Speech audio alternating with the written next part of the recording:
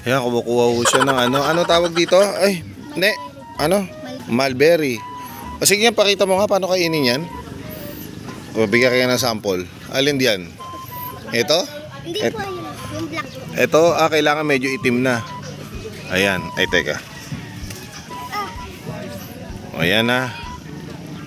Ayan. Paano kakainin yan? Teka, pakita mo. Paano yan? Tingin, babalatan. Tapos? Ganun pala yan. Ano lasa? Masarap?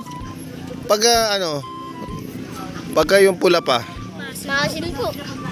Ito yan guys Dito yan sa Aluminos. Ang tawag nila dito, ano tawag dito? Mulberry. Ang pwede lang kainin yung itim. Tama ba? Anong puno yan pare? Curious lang ako. Mulberry daw, pre. Ito. Ay, meron yan sa Greenwich, binibenta yan. Ano ba ang hinog niyan? Yung pula o yung Hindi ko nga alam eh. itim? Ano ba to? Mulberry. Mulberry daw, pre. Sa dito, anong Tagalog din sa inyo yan? Paano? Tamis na itim. Tamis yan, Mulberry. Ito daw, mulberry daw to. Oh? Malamis na mes. Maasim. Pero okay. Ngayon lang nakakain nun. Pala yung mulberry.